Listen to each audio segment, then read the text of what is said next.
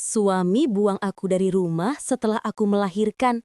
Setahun kemudian, dia lihat anak itu di TV dan terguncang. Aku masih ingat bau menyemat obat-obatan rumah sakit ketika membuka mata pagi itu. Rasa perih di bagian bawah perut seperti ditarik paksa, dan suara kecil yang paling manis yang pernah kudengar. Tangis pertama bayi perempuan yang kuberitakan kepada dunia. Aku menamainya Aruna. Cahaya pertama yang kurasakan setelah berbulan-bulan hidup dalam ketakutan dan tekanan dari keluarga suamiku. Saat itu, meski tubuhku masih sangat lemah, hatiku dipenuhi harapan. Kupikir setelah melihat wajah Aruna, suamiku Raga akan berubah. Mungkin sedikit luluh, mungkin sedikit tersentuh. Bukankah darah dagingnya sendiri? Bukankah selama ini ia yang bilang ingin punya anak perempuan yang mirip aku? Bukankah ia yang dulu begitu baik, begitu lembut, begitu mengusap perutku tiap malam sambil bilang, "Kita bakal jadi keluarga kecil bahagia, sayang." Tapi semua itu berubah ketika ibunya mulai ikut campur. Sejak bulan keempat kehamilanku, Bu Mira selalu mengatakan hal-hal yang menakutkan. Menyalahkanku jika Raga pulang bekerja dengan wajah lelah. Menyalahkanku jika dapur tidak rapi. Bahkan mengatakan bahwa kehadiranku membawa sial bagi usaha keluarga. Aku mencoba sabar, aku mencoba diam. Tapi rupanya diamku justru membuat mereka makin berani. Hari aku melahirkan, Raga tidak ada di sampingku. Katanya mama lagi sakit, dan dia harus mengurus itu dulu. Aku sendirian, berjuang menahan rasa sakit tanpa siapapun yang menggenggam tanganku. Aku hanya ditemani bidan dan dokter yang berulang kali menyuruhku menarik napas panjang. Ketika akhirnya tangis Aruna pecah, aku menangis lebih keras lagi. Bukan karena sakit, tetapi karena untuk pertama kalinya dalam hidupku, aku merasakan arti perjuangan yang sangat besar. Setelah semua itu, aku kembali ke rumah, berharap pelukan hangat dari suamiku. Harapan itu hancur seketika. Malam itu Aruna baru berusia 2 hari.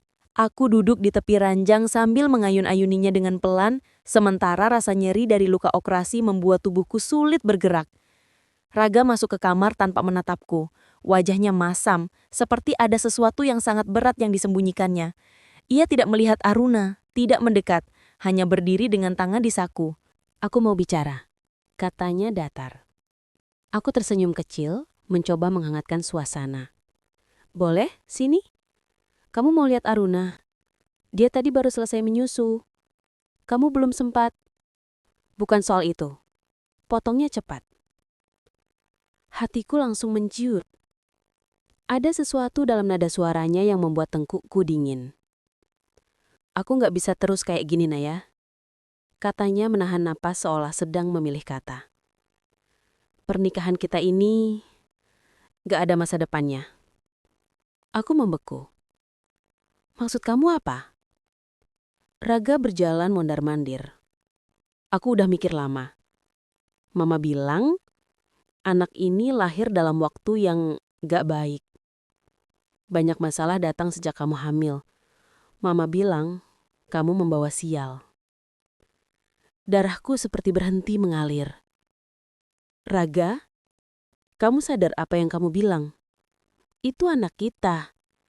Anak kamu juga." "Aku cuma bilang apa yang mama rasakan. Dan aku ngerasa hal yang sama. Sejak kamu datang, banyak yang berubah. Perusahaan mulai goyah, pabrik mama kena masalah pajak. Semuanya berantakan." "Lalu itu salahku?" Ia mengangkat bahu. "Mama bilang, ada orang yang kalau masuk ke rumah membawa energi buruk. Dan sepertinya, kamu itu orangnya." Aku terdiam. Air mataku menetes tanpa mampu kutahan. Aruna menggeliat kecil dalam pelukanku, menangis pelan. "Pokoknya, aku mau kamu pergi malam ini," katanya tegas. "Aku udah siapin uang sedikit untuk kamu dan anakmu itu." Aku terkejut. "Anakmu juga, Raga? Kamu tega bicara seperti itu?" Ia menjauh. "Aku gak siap punya anak yang lahir dengan cara begini." Aku tahu maksudnya. Operasi sesar. Ia percaya tahayul ibunya yang mengatakan bahwa bayi sesar membuka pintu sial. Aku ingin menjerit. Aku ingin memukulnya. Tapi tubuhku terlalu lemah, bahkan untuk berdiri. Aku barusan melahirkan, Raga. Aku bahkan belum bisa berdiri tegak. Kamu mau usil aku malam ini? Dengan bayi 2 hari? Ia menghindari tatapanku. Sudahlah, jangan bikin aku makin sulit. Ia meninggalkan amplop kusut di meja. Aku mau kamu pergi sebelum Mama datang besok pagi. Lalu ia keluar tanpa menoleh. Pada saat itu, aku merasa semua udara dalam kamar itu menghilang. Aku merasa seluruh dunia menertawakanku. Aku memeluk Aruna semakin erat, mencium dahinya yang hangat, dan berbisik. Mama ada di sini, sayang. Mama gak akan ninggalin kamu. Meski kaki gemetaran, aku berdiri. Luka di perutku seperti ditarik dari dalam. Tapi aku memaksa diri menyiapkan beberapa baju yang bisa kubawa. Aku memeluk Aruna, menyusui sebentar, lalu berjalan keluar dari rumah yang selama ini kupikir akan menjadi tempatku membesarkan anak. Tidak ada yang mengantarku. Tidak ada yang menahan. Tidak ada yang peduli. Udara malam menusuk tulang. Aku berjalan tertatih di pinggir jalan dengan Aruna dalam gendongan. Aku tidak tahu harus kemana. Tidak ada keluarga. Teman-temanku jauh. Aku hanya punya uang dari amplop kecil itu. Uang yang bahkan tidak cukup untuk 3 hari kebutuhan bayi. Setiap kali Aruna menangis, aku berhenti dan mengayun pelan. Setiap kali aku melangkah, rasa sakit di perutku semakin menghantam. Jalanan malam tampak panjang dan sunyi. Hanya lampu-lampu toko yang sudah tutup dan beberapa motor yang lewat tanpa peduli pada seorang ibu dan bayinya yang hampir rubuh. Setelah berjalan hampir 1 jam, aku melihat warung kecil dengan lampu remang. Seorang ibu parubaya sedang menata kursi. Aku menghampirinya, suaraku parau. Bu, apa ibu tahu tempat kos murah di sekitar sini? Saya butuh tempat untuk malam ini. Kalau bisa, yang murah sekali. Wanita itu memandangi wajahku yang penuh keringat dan air mata, lalu menunduk melihat Aruna. Ya Allah, nak, kamu sakit? Tanyanya cemas. Aku menggeleng. Baru melahirkan 2 hari. 2 hari? Kamu gak boleh jalan-jalan begini. Nanti lukanya kebuka. Astagfirullah. Perempuan itu akhirnya membawa aku dan Aruna ke tempat kosnya yang sangat sederhana. Kamarnya kecil tapi bersih. Hanya ada kasur tipis dan kipas angin. Dia memperkenalkan diri. Namaku Tante Lira. Kamu bisa tinggal di sini dulu. Untuk uang, nanti kamu bayar kalau sudah ada. Nggak usah sekarang. Aku ingin menangis sekeras-kerasnya mendengar itu. Tapi aku hanya mampu tersenyum dan berulang kali mengucap terima kasih. Aku baringkan Aruna, lalu melepaskan perban di pinggangku perlahan. Darah mengering di bekas luka operasi membuatku menggigit bibir. Aku menahan tangis agar tidak membangunkan Aruna. Malam itu, aku tidur sambil memeluk Aruna dengan tubuh yang gemetaran. Aku tidak tahu bagaimana nasibku besok. Tapi yang ku tahu, aku tidak bisa menyerah. Hari demi hari berjalan semakin berat. Aku mulai bekerja apa saja yang bisa kulakukan dari kos. Mencuci baju tetangga, mengupas bawang untuk warung, mengupas kentang, hingga membersihkan halaman. Setiap pekerjaan hanya dibayar 2.000, 5.000, kadang 10.000 rupiah. Tapi aku menerimanya semua. Jika harus membawa Aruna, aku bawa. Jika dia tidur, aku bekerja lebih cepat. Poinnya satu, aku harus hidup dan Aruna harus kenyang. Tante Lira sering membantuku. Kadang ia membawakan bubur untukku, kadang membeli sedikit susu formula jika ASIku tidak keluar. Tapi aku berusaha tidak terlalu bergantung. Aku tahu dia juga bukan orang kaya. Saat Aruna berusia 2 minggu, susu formula habis. ASIku hampir tidak keluar karena aku kurang makan. Aruna menangis keras panjang malam. Aku mengguncangkan tubuhku, mencoba membuatnya tenang, tapi dia tetap menangis lapar. Aku menangis bersama dia, menatap langit-langit kamar yang lembab dan retak. Maaf ya sayang, Mama belum bisa kasih kamu hidup yang enak. Tapi Mama janji, Mama bakal jaga kamu sampai kapanpun. Esok paginya, aku memaksakan diri mengambil kerjaan lebih berat, membantu mengantar pesanan makanan dengan berjalan kaki. Tubuhku masih sering terasa panas dingin karena luka operasi belum sepenuhnya sembuh. Tetapi aku tak punya pilihan. Kadang orang-orang yang kulalui menatapku iba, kadang mencibir. Mungkin mengira aku perempuan tak tahu diri yang punya anak, tapi tidak punya suami. Aku belajar menunduk dan diam. Dunia terlalu keras untuk menjelaskan apa yang sebenarnya terjadi. Suatu sore, ketika aku sedang mengupas bawang di depan kos, seorang lelaki muda mendekat sambil membawa kamera besar. Ia tampak seperti jurnalis atau fotografer. "Permisi," katanya sopan. "Saya boleh bertanya sebentar?" Aku terkejut. Iya, ada apa ya?" Dia tersenyum kecil. "Saya lagi bikin dokumentasi tentang kehidupan warga kecil di kota ini. Tadi saya lihat Mbak mengantar pesanan sambil gendong bayi. Itu sesuatu yang langka dan kuat sekali." Aku spontan menutupi wajahku yang lusuh. "Maaf, jangan difoto. Saya nggak pantas." Dia menggeleng cepat. "Bukan untuk merendahkan. Justru saya terpukau. Kamu terlihat sangat kuat." Aku malu sekaligus bingung. Lelaki itu memperkenalkan dirinya sebagai Davin, seorang produser program televisi dokumenter.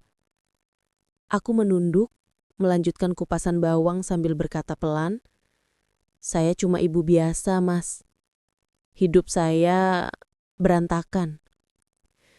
Davin memandang Aruna yang sedang tidur di keranjang kecil. "Boleh tahu namanya?" "Aruna." "Cantik sekali. Kamu hebat sudah bertahan sampai sejauh ini."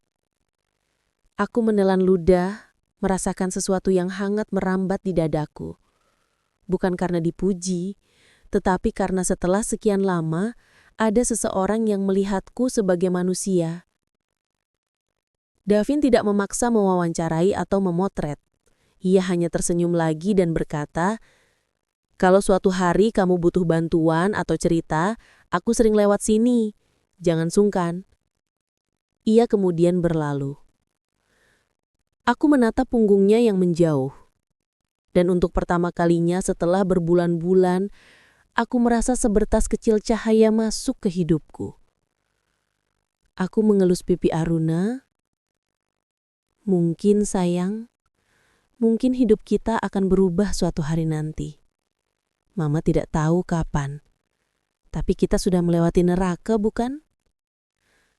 Aruna membuka matanya sedikit, tersenyum kecil.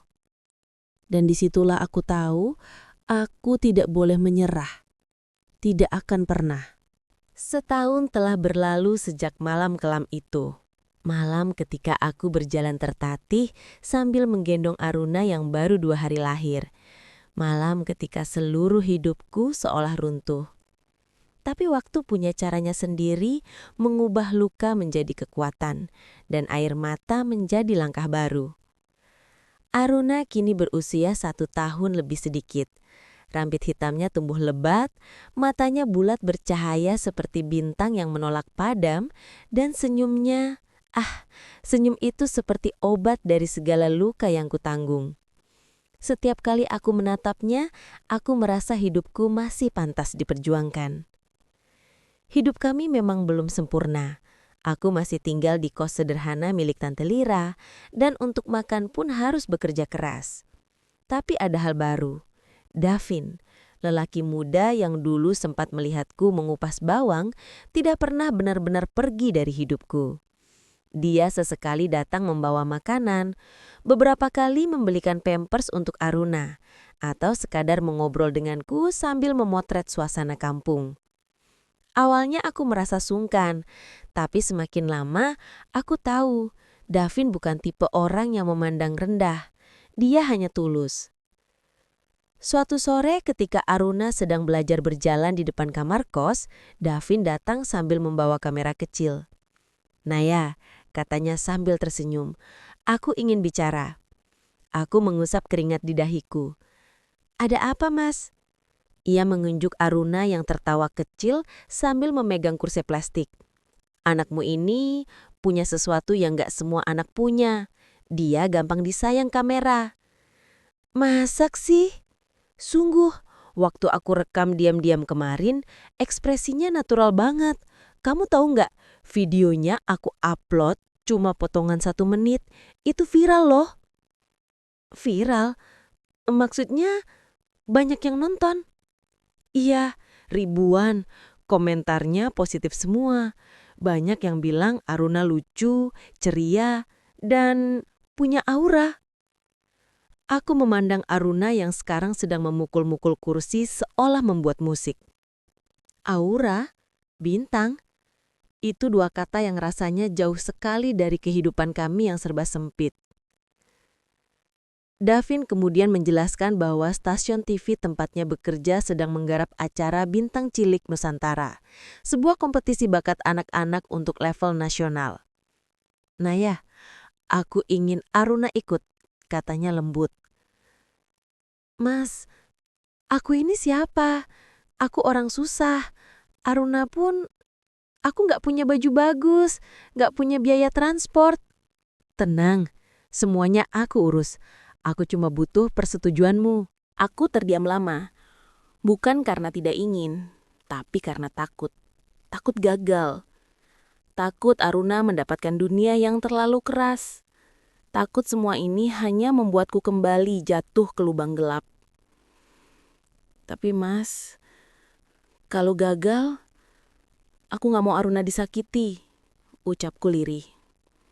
Davin mendekat, menatapku serius. "Kamu sudah membuatnya bertahan hidup dalam kondisi paling berat, Nay. Apa kamu pikir panggung TV bisa lebih kejam daripada itu?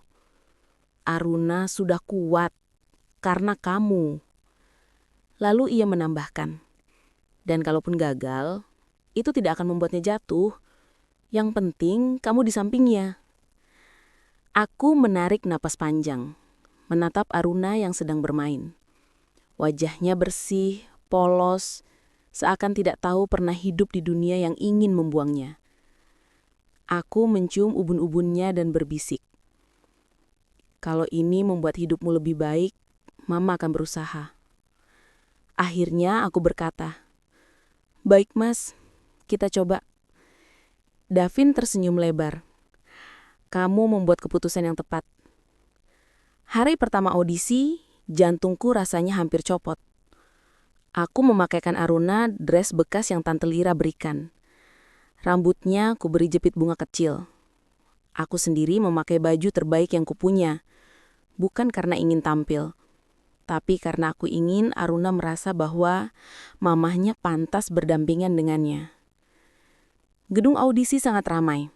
Anak-anak menari, bernyanyi, memainkan alat musik, bahkan ada yang tampil sulap. Aku merasa asing, kecil dan tidak pantas berada di sana. Tapi Davin terus menenangkan. "Tenang, Nay. Aruna nggak perlu bisa apa-apa. Dia hanya perlu jadi dirinya." Ketika giliran Aruna tiba, aku mendudukannya di atas kursi kecil. Kamera merekam. Lampu sorot menyala. Aruna hanya tersenyum. Dan senyum itu membuat ruangan hening. Lalu, Aruna tertawa, mengangguk-angguk, lalu mengangkat tangan seolah melambai ke semua orang yang menonton. Ia kemudian mencoba berdiri sambil memegang meja, membuat penonton kecil yang menunggu giliran ikut bertepuk tangan. Salah satu juri berkata, "Anak ini punya magnet." Aku menutup mulut dengan tangan menahan air mata. Beberapa hari kemudian, Aruna lolos ke babak berikutnya, lalu ke babak berikutnya, lalu ke semifinal. Nama Aruna Naya Putri mulai dikenal. Undangan talk show mengalir. Ada brand susu anak yang ingin menjadikannya model iklan. Aku merasa seperti berjalan dalam mimpi. Aku hanya ibu kos kecil yang dulu tidak punya apa-apa, kini mendampingi anakku masuk ke dunia yang hanya bisa kulihat dari televisi. Meski begitu, aku tetap rendah hati. Aku tidak ingin dunia gemerlap membuatku lupa bahwa dulu aku pernah ditendang keluar rumah tanpa ampun. Aku tidak mau Aruna tumbuh menjadi anak yang sombong. Di setiap kesempatan aku berbisik padanya. Kita tetap harus jadi orang baik ya sayang. Perjuangan itu memuncak pada satu malam, gala final. Aruna menjadi salah satu dari 3 finalis. Aku gugup setengah mati. Gedung besar itu penuh dengan lampu-lampu terang, sorak penonton dan kamera yang mengarah kemana-mana. Davin menyemangati dari belakang layar, sedangkan Tante Lira datang memakai baju terbaiknya. "Kamu menang atau enggak, Tante tetap bangga," katanya. Dan di ruang lain, jauh dari dunia kami, ada seseorang yang akan segera melihat sesuatu yang mengubah hidupnya. Di rumah besar itu, Raga duduk makan malam bersama ibunya. Mereka tidak lagi hidup semakmur dulu. Perusahaan sedang terguncang. Banyak pekerja yang mogok, dan beberapa aset sudah terjual. Namun Bu Mira tetap arogan, seolah kesulitan itu bukan salahnya. "Raga, lihat anaknya Sinta itu. Baru masuk TV, sekarang jadi terkenal. Kamu harusnya cari istri yang punya keturunan bagus, yang bisa bawa hoki," katanya sambil menyeruput sup. Raga hanya menghela napas. "Mama, aku capek dengar itu." Televisi di ruang makan sedang menayangkan acara gala final Bintang Cilik Nusantara. Tingkat suara tidak terlalu keras, tapi cukup jelas. Ketika pembawa acara berkata, "Inilah finalis pertama kita, bayi berusia 1 tahun yang berhasil mencuri hati seluruh Indonesia, Aruna Naya Putri." Raga berhenti mengunyah. Sendoknya jatuh dan menimbulkan bunyi nyaring. "Nama apa tadi?" Raga teriak kecil. "Kenapa? Kamu kenal?" Tapi Raga tidak menjawab. Matanya terpaku pada layar televisi. Saat kamera menyorot wajah Aruna, waktu seolah berhenti baginya. Bayi itu punya mata yang sama persis seperti dirinya saat kecil, lengkung bibir yang sama. Bahkan caranya tersenyum, itu senyum yang selalu ditunjukkan Raga ketika sedang gugup. "Tidak mungkin," bisiknya. "Itu tidak mungkin." Aruna melambai ke kamera, mengangkat tangan kecilnya, membuat penonton bersorak. "Bu! Bu! Matikan TV itu!" hampir berteriak Raga. Bu Mira memicingkan mata. "Kenapa panik begitu? Kamu kenal anak itu?" Raga memegangi kepalanya. Itu anakku." Bu Mira tertawa keras, meremehkan. "Jangan bodoh, Raga. Anakmu yang mana? Kamu sudah buang dia." Raga berdiri dengan gerakan kasar, menjatuhkan kursinya. "Ma, lihat baik-baik wajahnya. Dia mirip aku saat umur 1 tahun." Bu Mira akhirnya melihat layar lebih serius. Wajahnya berubah. Warnanya pucat, tangannya bergetar. Tidak mungkin. Itu hanya kebetulan. Bukan dia." Tapi Raga tidak mendengar. Ia sudah mengambil kunci mobil dan berlari keluar. Untuk pertama kalinya setelah setahun, hatinya dihantam rasa bersalah yang begitu dalam. Rasa yang seharusnya muncul sejak malam ia mengusir istri dan bayinya. Sementara itu, di gedung gala final, aku sedang menunggu di belakang panggung sambil menggenggam tangan Aruna. Lampu-lampu sorot dari panggung membuat jemariku berkeringat. Davin duduk di kursi produser, sesekali melihatku dan memberikan isyarat agar aku tenang. "Aruna luar biasa, Nek. Apapun hasilnya, malam ini dia sudah membuat sejarah," katanya. Aku tersenyum kecil. "Terima kasih, Mas. Tanpa kamu, kami nggak mungkin sampai sini." Sesaat kemudian, Aruna dipanggil lagi untuk tampil. Ia bermain-main dengan balon di panggung, mengoceh lucu dan menarik kecil.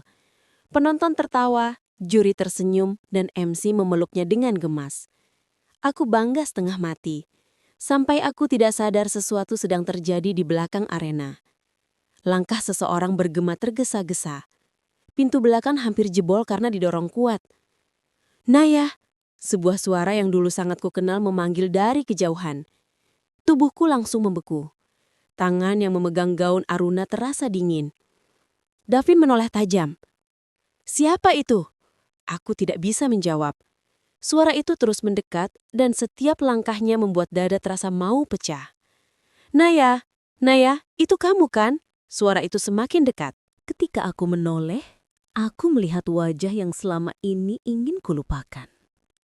Wajah seseorang yang pernah meneriaki, meninggalkan, dan mencampakkanku di tengah malam. Raga. Ia berdiri terengah-engah, wajahnya kalut. Matanya merah seperti seseorang yang baru saja kehilangan sesuatu yang berharga. "Naya." Suaranya pecah. Itu Aruna. Itu anak kita kan? Itu anak kita. Tante Lira memelototinya dari samping. Davin berdiri di depanku seperti ingin melindungi. Raga menangkup wajahnya, menangis. "Naya, maaf. Maafkan aku.